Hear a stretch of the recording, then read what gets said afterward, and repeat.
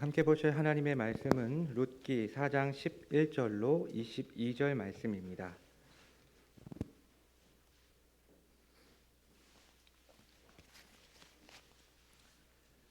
구약 성경 406페이지에 있습니다. 룻기 4장 11절로 22절 말씀. 저와 여러분이 한 절씩 교독하고 마지막 22절은 같이 읽도록 하겠습니다. 성문에 있는 모든 백성과 장로들이 이르되 우리가 증인이 되나니 여호와께서 내 집에 들어가는 여인으로 이스라엘의 집을 세운 라헬과 레아 두 사람과 같게 하시고 내가 에브랏에서 유력하고 베들레헴에서 유명하게 하시기를 원하며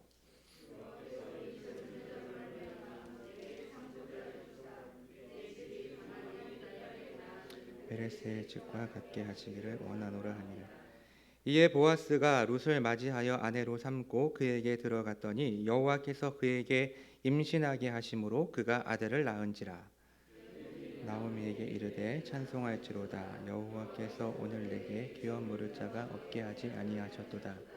이 아이의 이름이 이스라엘 중에 유명하게 되기를 원하노라. 이는 내 생명의 회복자이며 내 노년의 봉양자라. 곧 너를 사랑하며 7 아들보다 귀한 내 며느리가 낳은 자로다 하니라. 그의 이웃 여인들이 그에게 이름을 지어주되 나오미에게 아들이 태어났다 하여 그의 이름을 오벳이라 하였는데 그는 다윗의 아버지인 이새의 아버지였더라.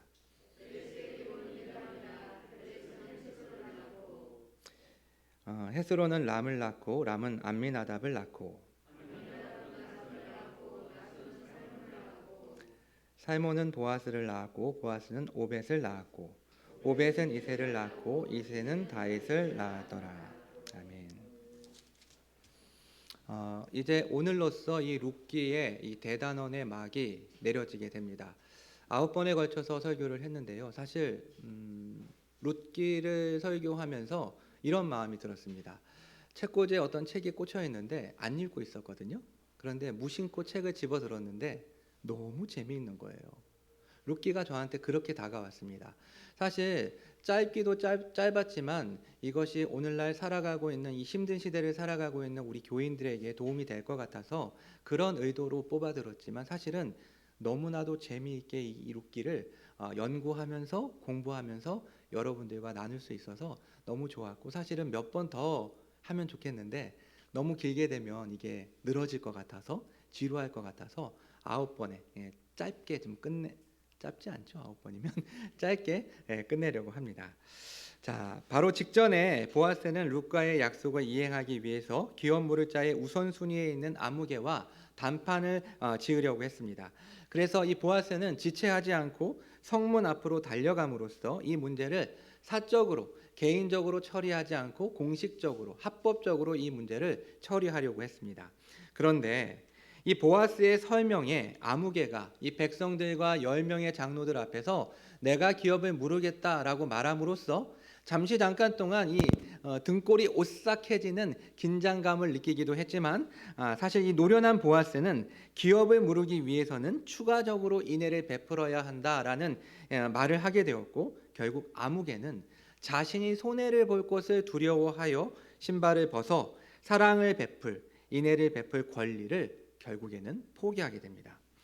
이 사람은 이 세상에서는 지혜로운 사람이었을지는 몰라도 하나님 앞에서는 어리석고 무지한 사람이었습니다. 결국 그는 자신의 욕심에 먹혀 이 자신의 욕심에 사로잡혀 무명한 자로 구속사의 저편으로 잊혀지게 됩니다. 이제 보아스는 성문에 있는 모든 백성들과 장로들에게 곧 그곳에 있는 모든 증인들 앞에서 자신이 기업을 무르겠다고 그리고 자신이 룻과 결혼을 해서 이 엘리멜렉의 가문을 잇겠다고 공식적으로 선포하게 됩니다. 방금 전까지 긴장감으로 가득 찼던 이 성문은 이제 기쁨과 축복이 넘치기 시작합니다. 그래서 오늘 본문은 그 선언을 들었던 이 증인들이 보아스를 향한 축복으로부터 시작이 됩니다. 그것이 바로 11절과 12절의 말씀인데요. 자, 보아스를 향한 이 증인들의 축복은 첫 번째는 룻과 두 번째는 보아스, 세 번째는 상속자와 그리고 상속자를 통해 이어질 가문에 대한 내용으로 구성되어 있습니다. 첫 번째는 여호와께서 내 집에 들어가는 여인으로 이스라엘의 집을 세운 라헬과 레아 두 사람과 같게 하시고. 결국 이 말은 무슨 말입니까? 룻이 라헬과 레아처럼 되기를 원한다라는 이 축복의 기도입니다. 사실 이 라헬과 레아는 이스라엘의 역사에서 굉장히 중요한 역할을 했습니다. 어떤 역할을 했습니까? 이 두 여인은 자매인데 야곱과 결혼을 함으로써 이스라엘의 12지파가 형성되었기 때문입니다. 그런데 실제로 이 룻은 다윗의 할아버지가 될 사람을 낳게 되므로 이 라헬과 레아 못지않게 이스라엘의 역사에서 이 메시아의 이 계보 가운데 아주 중요한 역할을 하게 됩니다. 두 번째로 그러니까 네가 에브랏에서 유력하고 베들레헴에서 유명하게 하시기를 원하며. 먼저 이 에브랏과 베들레헴은 같은 지역이라고 생각하면 됩니다. 왜냐하면 이 에브랏이 이 베들레헴의 옛 지명이기 때문입니다. 그러니까 이 증인들의 축복은 보아스가 자신이 살고 있는 이 베들레헴 지역에서 유력하고 곧 모든 일이 형통하여 부를 얻고 유명하게 되기를, 곧 명예를 얻기를 원한다라는 축복을 하고 있는 것입니다. 그런데 이러한 축복 속에서 우리는 지난주에 다루었던 이 아무개를 떠올리지 않을 수가 없습니다. 여러분 기억나십니까? 이 아무개는요, 이 철저하게 이 룻기의 기자와 하나님으로부터 무시를 당하고 있지만 당시의 관점으로 보았을 때 이 사람은 무시할 수 있는 사람이 아니었습니다. 적어도 그는 보아스와 동급의 사람으로서 부와 명예를 가지고 있었던 사람이었습니다. 그런데 이 사람이, 이 아무개가 보아스와 가지고 있는 이 차이점은 어떠한 차이점을 가지고 있었을까요? 아무개는 자신의 힘으로, 이 자신의 잔머리로 자신의 재산을 보존하려는 약삭빠른 사람이었습니다. 결국 그는 이 증인들의 축복과는 정반대되는 삶의 결과를 얻게 될 것입니다. 유력하지 못하고 유명하지 못한 무명한 상태로 사라져 버리는 것이죠. 반면에 보아스는 주님의 뜻을 이루기 위해서 손해를 감수하는 사람, 인애를 베풀 줄 아는 사람이었습니다. 따라서 증인들의 이 축복은 보아스에게 합당합니다. 이처럼 이 축복의 메시지 속에서도 이 무명한 아무개는 보아스와 즉 극명한 대조를 이루고 있습니다. 세 번째는 여호와께서 이 젊은 여자로 말미암아 내게 상속자를 주사 내 집이 다말이 유다에게 낳아준 베레스의 집과 같게 하시기를 원하노라. 사실 유다와 다말 사이에서 베레스가 태어난 사건은 창세기 38장에 기록되어 있는데 그 내용을 여러분들도 아시다시피 참 충격적인 내용입니다. 사실 다말은 유다의 첫 번째 며느리였습니다. 결국 시아버지와의 잠자리를 통해서 쌍둥이를 낳게 되고 그 둘째가 바로 베레스입니다. 유다 가문이 대가 끊어질 위기 속에서 이방 여인이었던 이 다말의 용기 있고 지혜로운 행동을 통해서 결국에는 이 베레스가 태어남으로 유다 가문의 계보가 이어지게 되었고, 동일하게 이방 여인이었던 이 룻의 지혜롭고 용감한 행동으로 성사된 이 결혼을 통해서 앞으로 태어날 이 상속자가 베레스와 같은 역할을 하게 될 것이라는, 그래서 가문이 끊어지지 않고 계속될 것이라는 축복을 지금 이 증인들은 말하고 있는 것입니다. 결국 이 증인들의 축복이 성취되기 위해서는 반드시 선제 조건이 필요합니다. 뭡니까? 상속자가 태어나야 돼요. 자, 그리고 곧바로 그 바람이 이루어집니다. 우리 13절 말씀을 같이 한번 읽어보겠습니다. 이에 보아스가 룻을 맞이하여 아내로 삼고 그에게 들어갔더니 여호와께서 그에게 임신하게 하심으로 그가 아들을 낳은지라. 보아스는 약속대로 이 룻을 아내로 맞이하게 되었고 또 아들을 낳게 됩니다. 즉 그토록 원했던 상속자를 얻게 된 것입니다. 그러나 이러한 결과는 어떻게 이러한 일이 일어나게 된 것입니까? 하나님께서 룻을 임신하게 만들어 주셨기 때문에 이와 같은 결과가 일어나게 된 것입니다. 사실 결혼을 한다고 해서 다 자녀를 낳는 것이 아니죠. 이것이 일상적인 일이라고 생각할 수 있지만 생명은 오직 주님께서 허락하셔야만 탄생할 수 있는 것입니다. 룻은 과거에 이 말론과 결혼을 한 적이 있었습니다. 말론과의 이 결혼 생활이 정확하게 몇 년인지는 알 수가 없지만 꽤 상당 기간 동안 두 사람은 결혼을 한 상태로 있었지만 아기를 갖지 못했습니다. 하지만 이번에 나이 많은 보아스와 결혼을 했는데 사실 상식적으로는 인간적인 이해로는 더 임신을 하기 힘든 상황이었지만 하나님의 은혜로 임신하여 아들을 낳은 것입니다. 계속되는 죽음으로 시작되었던 룻기가 이제 새로운 탄생, 이 상속자의 탄생을 기점으로 반전이 일어나고 있습니다. 슬픔으로 시작했던 룻기, 이 절망적으로 우울하게 시작했던 룻기가 이제 기쁨과 축복으로 막을 내리고 있는 것입니다. 그래서 이 아들의 탄생에 베들레헴 여인들이 나오미를 향해 축하와 축복의 메시지를 외치기 시작합니다. 그것이 바로 14절과 15절 말씀인데요. 같이 한번 읽어보겠습니다. 14절입니다. 여인들이 나오미에게 이르되 찬송할지로다. 여호와께서 오늘 내게 귀원 물을 자가 없게 하지 아니하셨도다. 이 아이의 이름이 이스라엘 중에 유명하게 되기를 원하노라. 이는 내 생명의 회복자이며 내 노년의 봉양자라. 곧 너를 사랑하며 7 아들보다 귀한 내 며느리가 낳은 자로다 하니라. 이 여인들의 축복의 메시지는 간단하게 3가지의 내용을 담고 있습니다. 첫 번째는 나오미에게 귀원 물을 자가 있다라는 것, 두 번째는 생명의 회복자가 있다라는 것, 세 번째는 노년의 봉양자가 있다는 것입니다. 그리고 이 귀원 물을 자, 생명의 회복자, 노년의 봉양자는 당연히 이번에 보아스와 룻 사이에서 태어난 아기, 상속자입니다. 여기서 우리는 좀 이상한 점을 발견하게 되는데 왜 이 여인들은 상속자, 이 아기의 아버지인 보아스가 아닌, 아기의 어머니인 룻이 아닌 나오미를 축복하고 있는 것일까요? 이상하지 않습니까? 아기를 낳은 사람들은 이 두 부부잖아요. 근데 지금 할머니를 축복하고 있는 거예요. 이것은 룻기가 가지고 있는 독특한 구성 때문입니다. 룻기는 전체가 양괄식 구조로 되어 있어서 1장에서 등장했던 인물과 던져졌던 질문들이 마지막 4장에서 재등장하고 해결되는 구조를 가지고 있습니다. 이 1장에서 나왔던 인물이 4장에서 재등장하고 1장에서 던져졌던 이 질문이 4장에서 해결되는 구조로, 이 양괄식 구조로 이 룻기가 구성되어 있는 것입니다. 무엇보다 먼저 1장은 모든 것이 나오미를 중심으로 기록되어 있습니다. 등장인물도 그리고 사건 진행도 나오미 중심입니다. 그래서 엘리멜렉이 나오미의 남편 엘리멜렉으로 소개되고 있고 오르바와 룻도 나오미의 관점에서 두 며느리로 기록됩니다. 그리고 베들레헴으로 돌아왔을 때도 나오미가 혼자 돌아온 것이 아니죠. 룻과 함께 베들레헴에 도착했지만 지극히 나오미 중심적으로 이것들이 기술되고 있는 것을 볼 수가 있습니다. 자, 그렇다면 1장에서 등장하는 인물들을 살펴볼까요?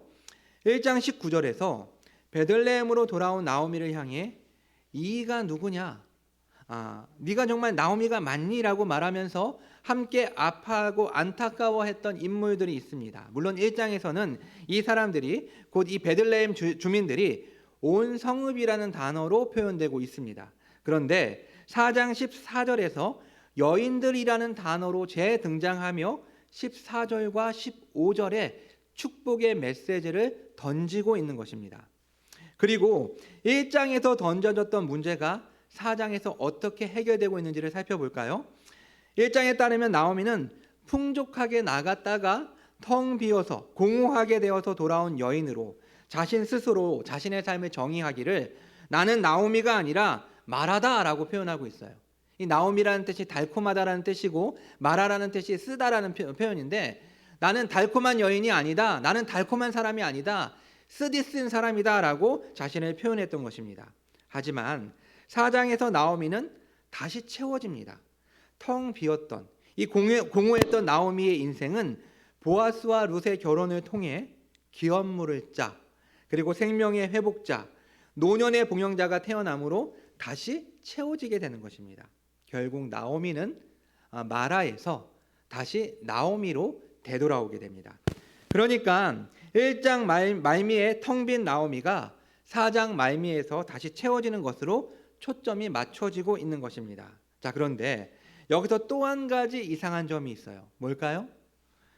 보아스와 룻이 아들을 낳았는데 지금 누가 이름을 지어주고 있습니까? 17절을 보면 그의 이웃 여인들이 그에게 이름을 지어주되 나오미에게 아들이 태어났다 하여 그의 이름을 오벳이라 하였는데, 자, 아버지인 보아스도 어머니인 룻도 그리고 할머니인 나오미도 이 아들의 이름을 지어준 것이 아니라 지금 누가 이 아들의 이름을 지어주고 있습니까? 그의 이웃 여인들이 이 이름을 지어주고 있습니다. 자, 그렇다면 도대체 이 여인들, 이 무리는 누굴까요? 그리고 우리는 이 상황을 어떻게 이해할 수가 있을까요? 룻기가 단순히 한 여인, 한 박복한 여인의 인생 역전 또는 한 가문의 대반전을 그리는 책이라면 나오미나 룻이 이 아이를 가슴에 안고 노래를 부르면서 하나님을 찬송하면서 끝나는 것이 맞습니다. 그러나 룻기는 단순한 감동적인 스토리 또는 해피엔딩의 가족사가 아니라 더 깊은 이야기를 담고 있기 때문에 베들레헴의 여인들이 뛰어나와 축복의 노래를 부르고 이 여인들이 상속자의 이름을 짓고 있는 것입니다. 그럼 여기에서 여인들로 표현된 이 무리, 그리고 1장에서 온 성읍들로 표현된 이 무리는 누구일까요? 바로 교회입니다. 자, 우리는 이 17절의 하반절, 그는 다윗의 아버지인 이새의 아버지였다라는 이 말씀과 이어지는 18절로 22절의 이 족보를 통해서 이것이 구속사의 이야기이며 이것이 교회의 이야기라는 것을 알게 됩니다. 성경 속에서 족보가 나온다는 것은 이제 새로운 역사가 시작되는 중요한 전환점을 맞게 되었다라는 것을 암시해 주는 것입니다.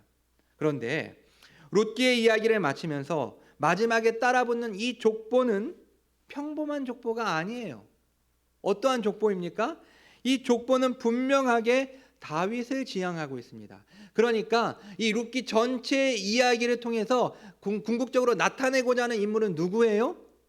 결국에는 다윗이 태어나게 되었다라는 것을 설명해 주고 있는 것입니다. 여기서 다윗은 우리가 잘 알고 있는 것처럼 이스라엘의 왕조를 형성하는 열쇠와 같은 인물입니다. 게다가 이 다윗은 단순히 혈통적인 이스라엘 왕조를 형성하는 것으로 의미가 있는 인물이 아닙니다. 마태복음 1장에 따르면 아브라함으로부터 시작된 이 구속사의 족보는 다윗을 거쳐서 예수 그리스도에게까지 연결됩니다. 결국 룻기는 단순한 이 사사시대에 베들레헴에 살고 있던 몰락했던 한 가정이 다시 회복하게 된다라는 해피엔딩의 스토리로 그치는 것이 아니라 그 끝에 다윗을 정점으로 하는 족보를 붙여놓음으로써 이것이 암울했던 사사시대를 관통해서 찬란한 다윗 왕조까지 이어지고 있다라는 것을, 그리고 더 나아가서 참된 왕이신 예수 그리스도께서 이 족보를 통해 오시게 됨을 조명하고 있는 것입니다. 이제 말씀을 정리해 볼까요? 16절, 나오미가 아기를 받아 품에 품고 그의 양육자가 되니 라는 이 말씀은 이 전체 4개의 장 85절로 구성되어 있는 룻기 대서사의 마지막 장면이라고 할 수 있습니다. 룻기가 말하고자 하는 내용은 분명합니다. 여러분, 룻기의 주제는 무엇입니까? 룻기를 통해서 룻기를 읽으면서 여러분이 느낀 그 감정을 한 문장으로 표현하면 어떻게 표현할 수 있겠습니까? 룻기는 1장과 4장을 비교하면서 살펴본 바와 같이 모든 것을 잃어버린, 그래서 텅 비었던 나오미가 극적으로 다시 회복되는 이야기가 바로 룻기의 주제, 룻기의 스토리입니다. 그리고 이 전체 회복의 이야기를 관통하고 있는 2가지의 주제가 있는데, 첫 번째는 인간이 하는 일로서 헤세드, 인애입니다. 그러니까 이 룻기 전체를 이해함에 있어서 우리가 이 헤세드라는 개념을 이해하지 못하면 온전히 룻기를 이해할 수가 없는 거예요. 자, 룻기 속에서 대표적인 주인공이라고 할 수 있는 나오미와 룻과 보아스는 상호 간의 인애를 베풀므로써 모두가 행복한 해피엔딩을 이끌어냅니다. 우리는 이 룻기에서 헤세드가 어떠한 것인지 사전적인 정의를 얻게 되는 것이 아니라 삶 속에서 나타난 실천을 통해서 이 헤세드가 무엇인지를 체득할 수가 있습니다. 결국 헤세드는 그 사랑을 포기하면 나에게 더 유리하고 더 행복할 수 있는 상황임에도 불구하고 그것을 포기하고 상대방을 사랑하는, 곧 자신의 살을 깎는, 자신을 희생하는 사랑이 바로 헤세드입니다. 룻은 나오미에게 헤세드를 베풀었습니다. 여러분, 룻이 할 수 있는 최선은 무엇이었습니까? 오르바의 손을 잡고 다시 모압 땅으로 돌아가서 새로운 가정을 꾸림으로 거기에서 안식하는 것이 룻이 할 수 있는 최선이었습니다. 하지만 룻은 어떠한 선택을 하게 됩니까? 나오미를 붙줬죠. 나오미를 따른다라는 것은 곧 자신의 삶 속에 행복한 가능성과 기회를 포기하는 일이었지만 룻은 그것을 선택함으로써 나오미에게 인애를 베풉니다. 나오미는 룻에게 헤세드를 베풉니다. 고약한 마음을 품고 평생 죽을 때까지 룻을 곁에 두고 룻이 주워온 이삭으로 삶을 연명할 수도 있었지만 나오미는 이 룻을 자신의 딸같이 여기고 실제로 그가 결혼을 해서 가정을 꾸리는 것을 진심으로 원하고 있었습니다. 보아스는 나오미와 룻에게 인애를 베풉니다. 말할 것도 없이 보아스에게 나오미의 기업을 물으는 것, 룻과 결혼하는 것은 막대한 손해가 예상되는 일이었습니다. 하지만 보아스는 조금의 주저함도 없이 오히려 적극적으로 헤세드를 베풀기 위해서 아무개와 담판을 벌입니다. 사랑하는 성도 여러분, 세상적인 관점으로 보았을 때 이것은 비정상적인 사랑입니다.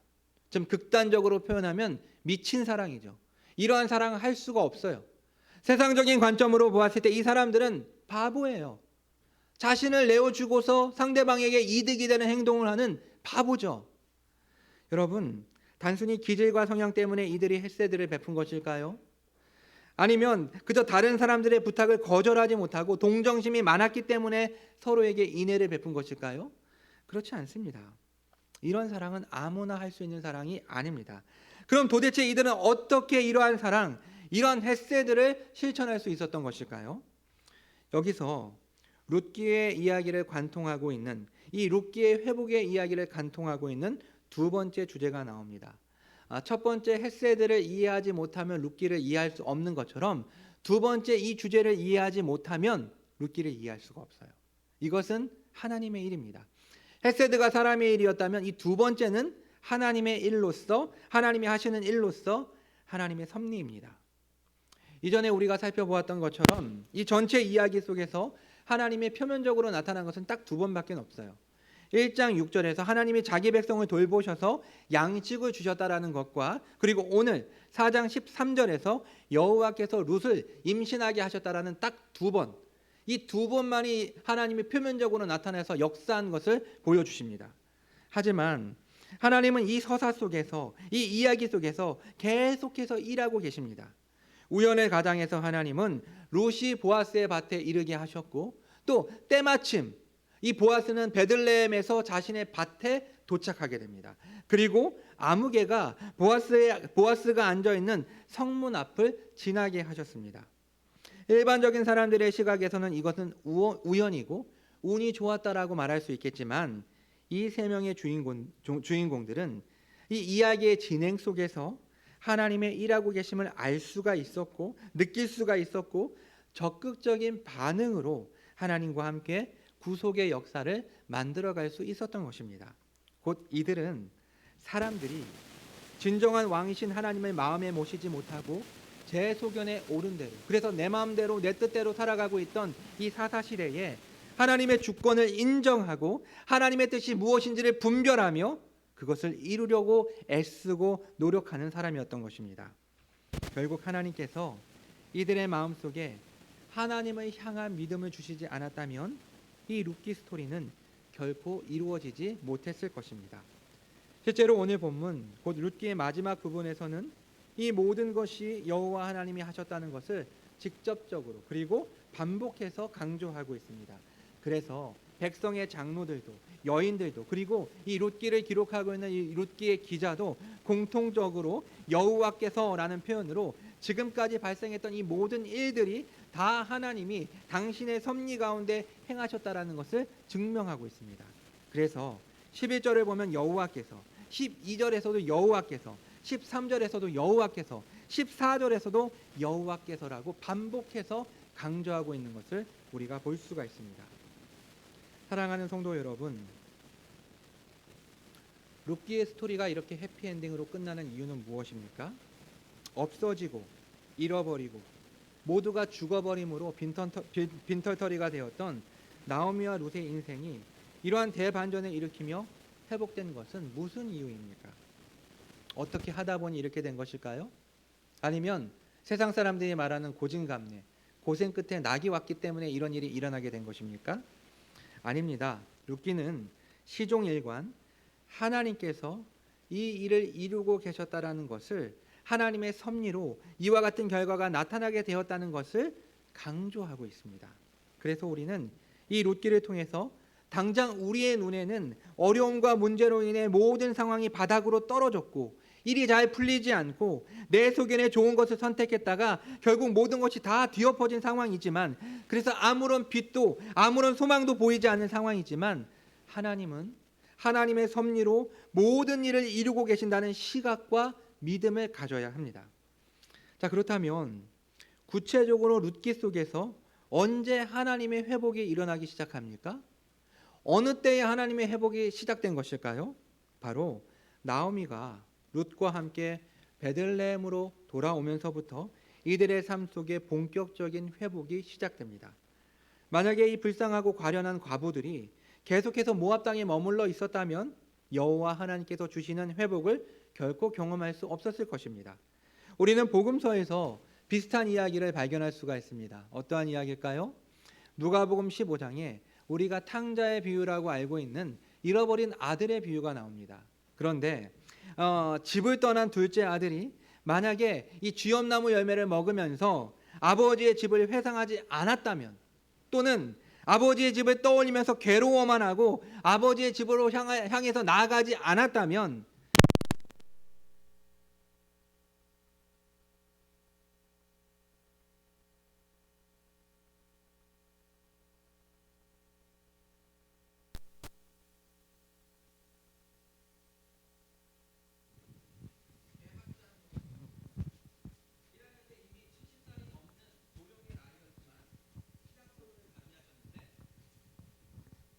마이크가 안 들리나요?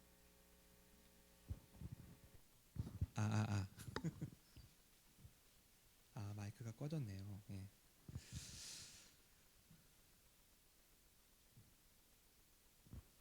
예. 다시 연속해서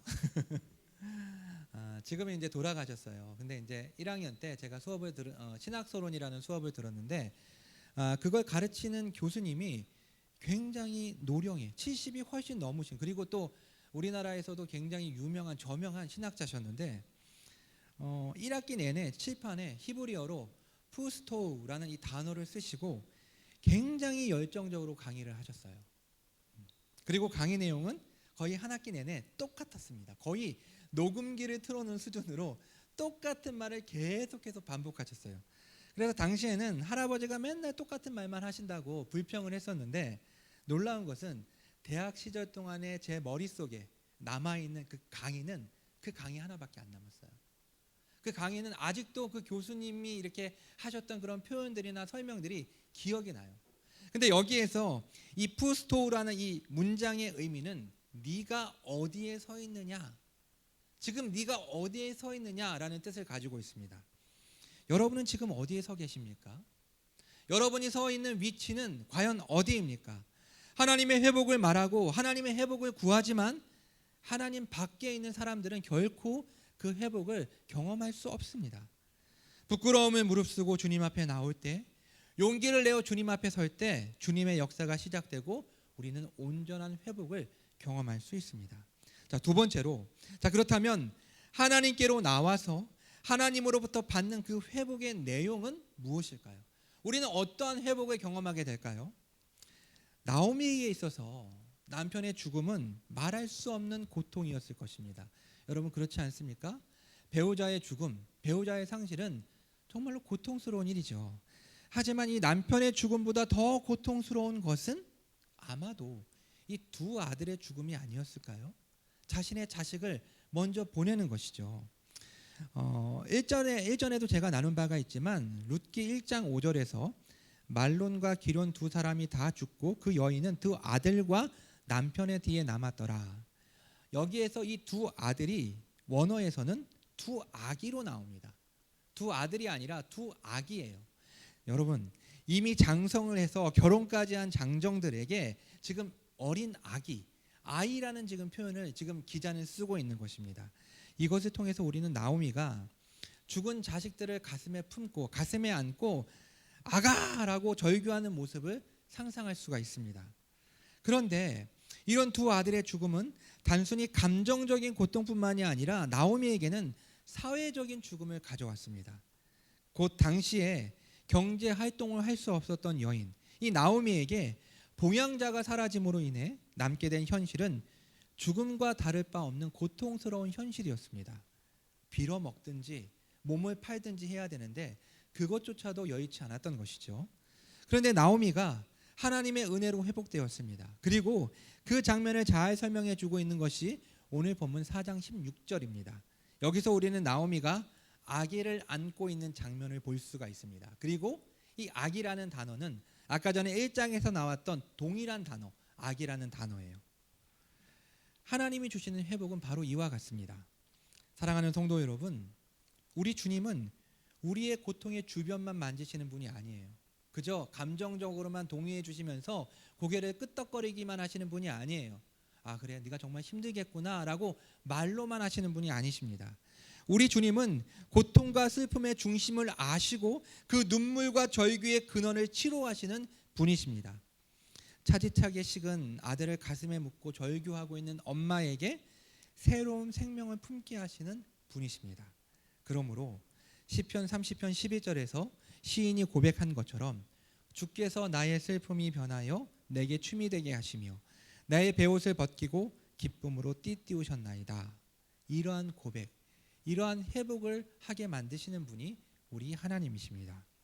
사랑하는 성도 여러분, 지금 여러분은 어디에 서 계십니까? 주님께로 돌아옵시다. 하나님은 우리가 있는 모습 그대로 우리를 받아주시고 우리를 온전히 회복시켜 주시는 분이십니다. 우리의 고통의 문제, 슬픔의 근원을 아시고 그것을 그대로 적실하게 채워주시는 하나님, 회복시켜 주시는 주님 앞에 우리가 나올 수 있었으면 좋겠습니다. 함께 기도하겠습니다.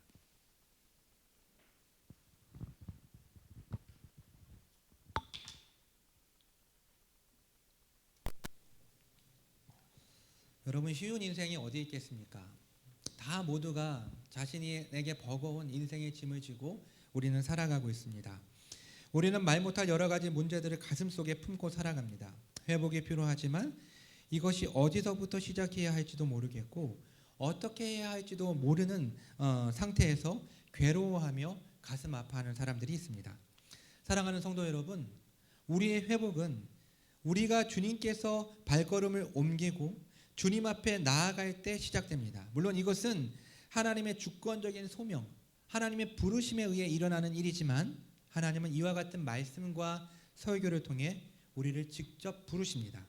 여러분은 지금 어디에 서 계십니까? 무엇을 고민하고 무엇을 고통스러워 하십니까? 지금 우리를 부르시는 주님 앞에 그 아픔을 가지고 나아갑시다. 우리를 사랑하시는 하나님, 신실하신 하나님께서는 그 문제를 아시고 그 아픔을 치료하심으로 우리를 온전히 회복시켜 주시는 하나님이십니다. 함께 기도하겠습니다.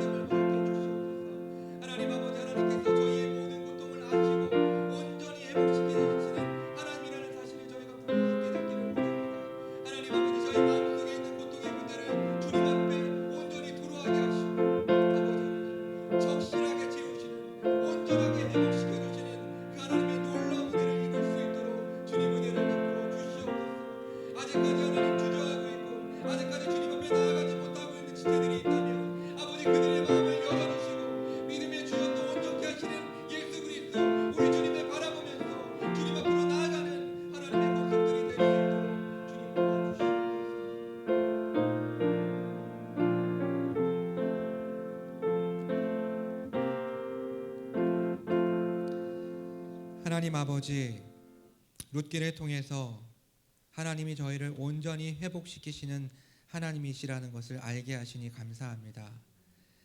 하나님을 믿는다고는 하지만 정작 주님을 의지하지 않고 주님을 떠나 주변에서 맴돌고 있는 저희를 불쌍히 여기시고 저희에게 용기와 믿음을 주셔서 주님 앞으로 나아갈 수 있게 해 주시옵소서.